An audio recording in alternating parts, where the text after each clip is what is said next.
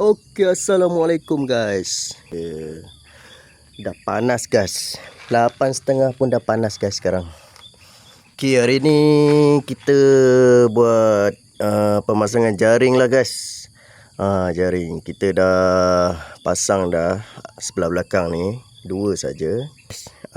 Besi, kayu, aluminium ke untuk merapatkan dia supaya monyet-monyet orang hutan susah nak buka sikit lah. Okey, nampak tu. Kalau kita letak skru saja macam ni guys, dia akan ada ni lah, ada space yang boleh buka lah, boleh kopak kan. Ini recommend dari Atok Farm, jaring ARC ya kot ARC yang agak mahal dan tahan lama lah guys. Kalau kita tengok dia punya jaring ni, dia macam ada salutan silver macam tu. Dia bukan silver sebenarnya, dia besi yang TMB pakai lah, besi di tiang elektrik. Besi di tiang elektrik tu dia ada bahan-bahan yang sama lah macam jaring ni. Dia tahan karat dan tahan panas, hujan semualah. Yang ketahanan mungkin dalam lama lah, dalam 5 tahun ke atas, mungkin 10 tahun boleh pergi rasanya. Kualiti dia guys. So kalau kita ikut bajet lah guys. Ikut bajet. Kalau bajet tak banyak, pakai jaring yang ada salut hijau tu kan guys. Yang tebal macam ni susah guys nak pasang guys. Sangat-sangat susah sebab dia keras guys. Susah guys nak bentukkan dia apa semua. Elok korang upah lah pasang. Upah kat orang pasang. Okay guys. Okay, Assalamualaikum guys. Hari ni kita nak buat macam mana penutup auto feeder tu kan. Ni penutup dia.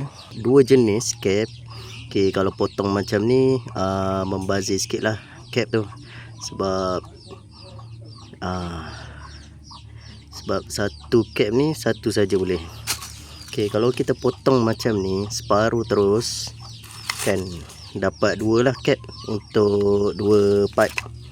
Okey, apa beza antara yang ni dengan yang separuh ni? Okey, yang separuh ni jimat pun jimat, cuma kita kena buat lubang lah kat sini untuk skru dia dekat pipe tu. Dan kalau yang macam ni kita tak payah skru lah, kita masuk je cap tu. Okey, kalau cap ni kita akan pasang dia macam sorry saya. Okey, ni kena ada sambungan dulu sebelah dalam baru boleh pasang sambungan dia. Kena ada pipe lah untuk cap tu. Okey, pipe ni dalam 1 hingga 2 inci lah. Seeloknya 2 inci lah supaya dia boleh pegang dalam sikit. Okey, dia kena buat cap dia dulu macam ni. Bagi contoh untuk korang nampak kan. So yang ni bila kita potong separuh macam ni, dia longgar lah, dia kena skru dari tepi ni. Tu masalah untuk kalau potong separuh lah. Satu lagi, kalau kita dah skru, kita nak ubah benda ni tak boleh dah. Tapi kita boleh ubah dia punya pipe ni lah. Pipe ni kita kena ubah dengan pipe ni. Dia punya gerakan tu kan agak leceh sikit. Lepas tu kalau perbezaan yang macam ni lagi senang lah kita ni kan. Contoh kan, kalau kita nak ubah, kalau bagi saya lah, yang mana lebih efisien, yang ni lah lebih efisien sebab dia boleh buka tutup dengan mudah, tak payah skru. Kalau lebih bajet, yang ni lah, kita potong separuh sini, separuh sana. So yang ni saya akan guna juga untuk yang kedua punya, supaya nanti ada klien kita datang, kita boleh terangkan lah yang mana lebih efisien, lebih bagus, lebih senang lah dipakai. Okey, sambung buat jaring lah. Okey,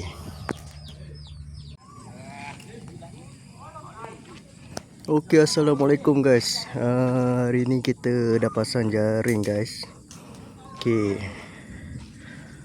Okey, jaring ni kita dah pasang dah sebelah belakang. 1 2 3.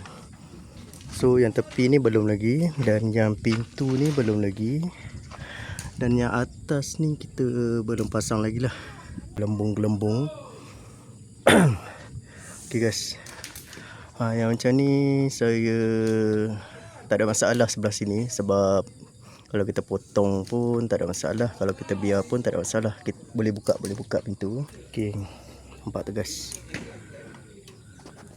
Dia melekat guys, tapi memang dah boleh buka lah guys. Okey.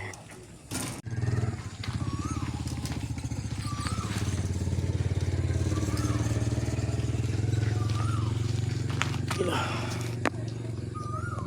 Macam tu lah sistem air dia. Lepas tu sistem makanan dia. Ni pasir dah kering lah. Pasir dah kering. Hari ni tak hujan guys. Ni bumbung kita dah letak gam silikon guys.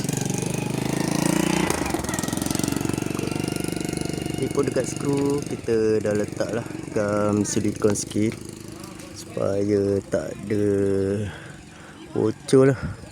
Cuma yang atas tu kita belum letak sebab tinggi kan. Woi. Okey, assalamualaikum guys. Saya nak pergi tempat bekerja lah. Sebab saya bekerja dari pukul 9 hingga pukul 11 malam. So saya buat reban tu sekejap sajalah. Saya contoh selepas subuh saya buat, tunggu terang sikit. Selepas subuh tu dalam pukul 7.30 dalam pukul 7.30 saya buatlah sekejap dalam sampai pukul 8.30 pagi. Lepas tu pukul 9 tu dah nak masuk kerja kan. Lepas tu petang tu saya balik sekejap dalam pukul 5 macam tu sampai pukul sampai pukul 6.30 tu saya buat sekejap kan. Macam tu. Jadi satu hari saya boleh buat rebah ayam tu dalam 2 jam je lah. Jadi itulah saya buat tu agak lama jugalah. Sekarang dah dalam 3 minggu guys. Dah 3 minggu belum siap lagi guys. Sebab saya ada kerja lain lah. Jadi rebayan tu saya buat santai-santai je guys. Saya memang target sebulan baru siap guys. Macam tu guys. Okey, ni kita dah pukul 7. So kita on the way nak pergi ke tempat kerja lah. Okey guys, jumpa lagi guys.